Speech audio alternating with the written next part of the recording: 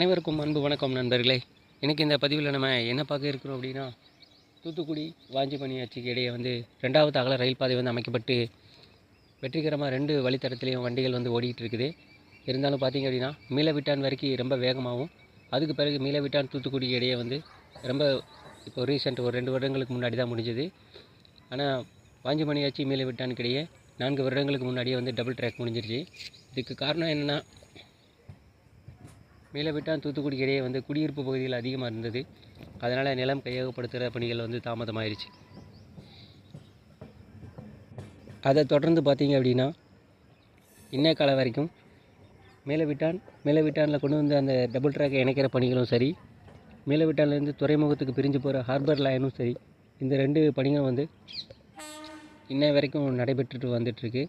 So அது பற்றின update தான் இப்போ இந்த வீடியோவில் நம்ம பார்க்க இருக்கோம். தூத்துக்குடியை பொறுத்த வரைக்கும் பார்த்திங்கன்னா நண்பர்களே, நல்ல ஒரு ரயில் போக்குவரத்து அப்படிங்கிறது சரக்கு போக்குவரத்தாக முக்கியத்துவம் கொடுக்கப்பட்டிருக்கு. ஏன்னா அங்கே ஹார்பர் இருக்கிறதுனால தொடர்ந்து சரக்கு போக்குவரத்து வந்து நடைபெற்று வருது. அது மட்டும் இல்லாமல் நம்மளுடைய ரயிலில் விரும்பக்கூடிய நண்பர்கள் அனைவருக்குமே தெரியும், பயணிகள் ரயிலால் வருமானம் வரதை விட சரக்குகள் ரயிலால் வர வருமானம் வந்து ரயில்வேக்கு அதிகம். பயணிகளாலேயும் வருது, பட் இருந்தாலும் அந்த அளவுக்கு அதுக்கு செலவு பண்ண வேண்டியது இருக்குது. ஸோ அதனால் சரக்கு போக்குவரத்து தான் அதிகப்படியான முக்கியத்துவம் கொடுக்குறாங்க. அந்த வகையில் பார்த்திங்க அப்படின்னா நம்மளுடைய இந்த பகுதி வந்து மிக முக்கியத்துவம் வாய்ந்ததாக இருக்குது. பேக் 12B நம்ம இந்தியாவோட பவர்ஃபுல் இன்ஜன் பேக் 9க்கு அடுத்தபடியாக இதுதான் இருக்குது.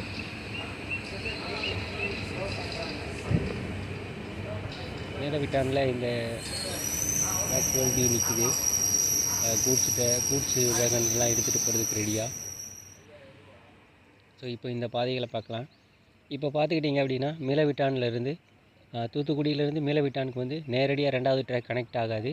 ஸோ பிளாட்ஃபார்ம் மாறி அதுக்கு பிறகு தான் டபுள் ட்ராக்குக்கு வரணும். மீளவிட்டான் முன்னாடி பின்னாடியும் டபுள் ட்ராக்கு தான், ஆனால் இணைப்பு பணிகள் வந்து நடைபெறலை. இந்த இணைப்பு பணிகள் வந்து ஹார்பர் லைனோட பிரிஞ்சு போகிறதுனால அந்த பணிகளும் வந்து நடைபெற்று வருது. கூடுதலான ட்ராக்குகள் வந்து அமைச்சிட்ருக்காங்க. ஸோ அதன் காரணமாக இந்த பணிகள் வந்து ரொம்ப ஸ்லோவாக தான் நடக்குது.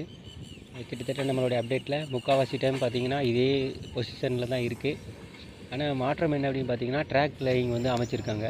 நம்மளுடைய சேனலில் அதிகமான நண்பர்கள் வந்து விரும்பி கேட்கக்கூடிய ஒரு தகவல் என்ன அப்படின்னா, மதுரை தூத்துக்குடி வழி அருப்புக்கோட்டை வழியாக போடப்பட்ட புதிய ரயில்வே ப்ராஜெக்டை பற்றி தான்.